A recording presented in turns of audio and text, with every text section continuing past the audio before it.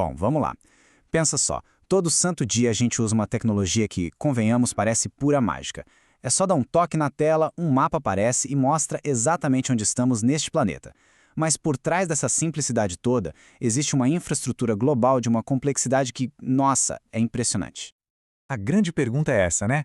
Como aquele pontinho azul que virou nosso guia digital para tudo, sabe com tanta precisão onde estamos? É uma coisa tão comum hoje em dia, mas o mecanismo por trás disso é, sem exagero, uma das maiores concaras da engenharia moderna. E a resposta para isso não está aqui no chão, não, nem nas torres de celular. A resposta está lá em cima, a milhares de quilômetros de altura, no espaço. É uma conversa constante entre o aparelho na nossa mão e uma rede de satélites que ficam orbitando a Terra sem parar. Essa conversa é a base de tudo que a gente conhece como Sistemas Globais de Navegação por Satélite, ou GNSS. E, olha que curioso, não é o nosso celular enviando a localização para o espaço. É ao contrário. O aparelho é, na verdade, um ouvinte super atento que fica decifrando os sinais que vêm lá de cima. E para essa conversa funcionar direitinho, são necessários, no mínimo, 4 satélites. Mas por que 4? Pensa comigo. 3 já seriam suficientes para triangular uma posição no espaço. O problema é que para calcular a distância, que é a velocidade da luz vezes o tempo de viagem do sinal, o relógio do nosso aparelho precisaria estar sincronizado com os relógios atômicos dos satélites. E ele não está. É aí que entra o 4º satélite. Ele é o tira-teima, a peça que faltava para corrigir qualquer errinho de tempo e garantir a precisão que a gente vê. O processo, no fundo, é bem elegante. Primeiro, cada satélite transmite um sinal que diz, olha, eu estou nessa posição e a hora exata é essa. Segundo, o nosso aparelho, aqui no chão, capta esses sinais. Terceiro, ele mede quanto tempo cada sinal demorou para chegar. E aí, com os dados de pelo menos 4 satélites, ele faz os cálculos e pronto! 4º passo determina a posição 3D precisa e, de quebra, ainda acerta o próprio relógio. Agora, o interessante aqui é entender o sistema completo. Não são só os satélites voando por aí. O segmento espacial é a parte famosa, que a gente sempre imagina. Mas o segmento de controle, aqui na Terra, é tipo o cérebro da operação, garantindo que os dados que os satélites enviam estejam perfeitos. E por fim, o segmento de usuário. Bem, somos todos nós, com os nossos aparelhos recebendo esses sinais. E é aqui que a história fica maior ainda.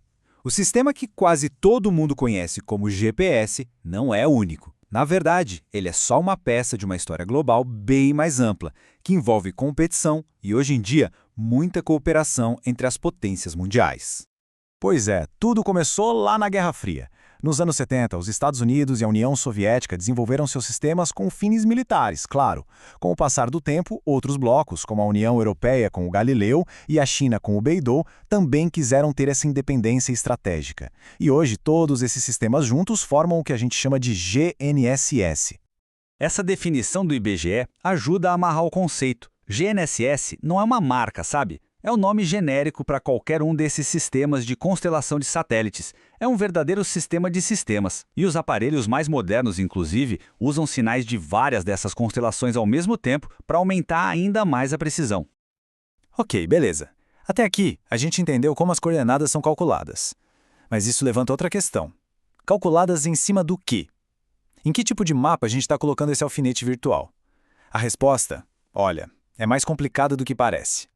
Esse aqui é talvez o maior desafio para quem trabalha com mapas e geodésia. O nosso planeta tem montanhas, vales profundos, e a massa dele não é distribuída de forma regular. Isso faz com que a gravidade varie de um lugar para o outro, o que, por sua vez, deforma a sua forma real. Então, a gente precisa entender a diferença entre esses dois modelos. O geoide é a forma física irregular, como se fosse o nível médio dos mares se eles continuassem por baixo dos continentes. É uma batata amassada mesmo. Só que, para fazer cálculos, a gente precisa de algo mais simples, mais previsível. É aí que entra o elipsoide, um modelo matemático lisinho, perfeito, que se aproxima da forma da Terra. E essa diferença toda de modelos afeta diretamente uma coisa que a gente usa muito, a altitude. A definição parece simples, né? Mas a chave de tudo está na tal superfície de referência. E isso aqui é fundamental. A altitude que a gente vê numa placa no topo de uma montanha é a ortométrica, medida em relação ao nível do mar, ou seja, em relação ao geoide. Já a altitude que o receptor do celular calcula é a geométrica medida em relação àquele modelo matemático, o elipsoide. Como as referências são diferentes, os valores quase nunca são iguais. Bom, agora que a gente já sabe que existem diferentes modelos para a Terra, fica mais fácil entender por que o mapa que a gente usa para colocar as coordenadas é tão importante. A escolha desse modelo de referência pode literalmente mudar a localização de um ponto no mapa. E esse manual de referência tem um nome, é o Datum Geodésico. É ele que amarra o elipsoide, que é pura matemática, ao mundo físico, real. Dá para pensar nele como o conjunto de regras que define como o nosso mapa, o elipsoide, vai ser alinhado com o terreno de verdade.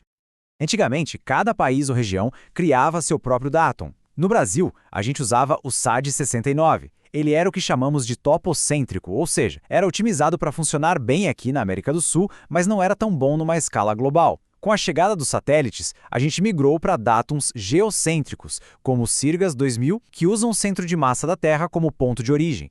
Isso cria um sistema de referência único e consistente para o planeta inteiro. E olha que impressionante o impacto prático disso. Quando o Brasil mudou oficialmente do SAD 69 para o Sirgas 2000, as coordenadas de todos os lugares mudaram. Esse exemplo da Assembleia Legislativa do Rio é perfeito. O prédio, obviamente, não se moveu 1 centímetro, mas as coordenadas dele no mapa mudaram em dezenas de metros. Isso mostra por que não adianta só ter a coordenada. É crucial saber qual foi o datum utilizado. E só um detalhe importante, o WGS-84, que é o sistema de referência usado pelo GPS americano, e o Sirgas 2000, que é o oficial aqui no Brasil, são tão compatíveis, mas tão compatíveis, que para quase todas as aplicações do dia a dia a diferença é de centímetros. É por isso que tudo funciona tão bem, de forma integrada. Então vamos fechar esse círculo, conectando todos esses conceitos que parecem complexos com o impacto real que eles têm no nosso dia a dia e na infraestrutura do mundo todo. Essa tecnologia vai muito, mas muito além do mapa no celular. Ela é a espinha dorsal da agricultura de precisão, que ajuda a plantar e colher melhor, ela guia aviões e navios com segurança, coordena equipes de resgate em emergências e serve até para demarcar fronteiras entre países. No fim das contas, a grande conclusão é esta. Toda essa infraestrutura geodésica, super complexa, não é só para a gente achar o caminho. Ela é um pilar invisível, mas absolutamente fundamental para como o comércio, a segurança, a ciência e a logística funcionam no mundo moderno. Então, a jornada que a gente fez aqui foi do familiar, daquele pontinho azul na tela, para o fantástico. Uma teia global e invisível que envolve o planeta, fruto de décadas de ciência, engenharia e, sim, de disputas geopolíticas que, no final, acabaram trazendo um benefício para todo mundo. E fica a pergunta para o futuro. Essa capacidade de saber nossa posição com precisão de centímetros está só começando a mostrar o seu verdadeiro potencial. De cidades inteligentes a carros que dirigem sozinhos, o que mais essa arquitetura invisível vai tornar possível? A resposta? Bom, a gente está escrevendo ela agora.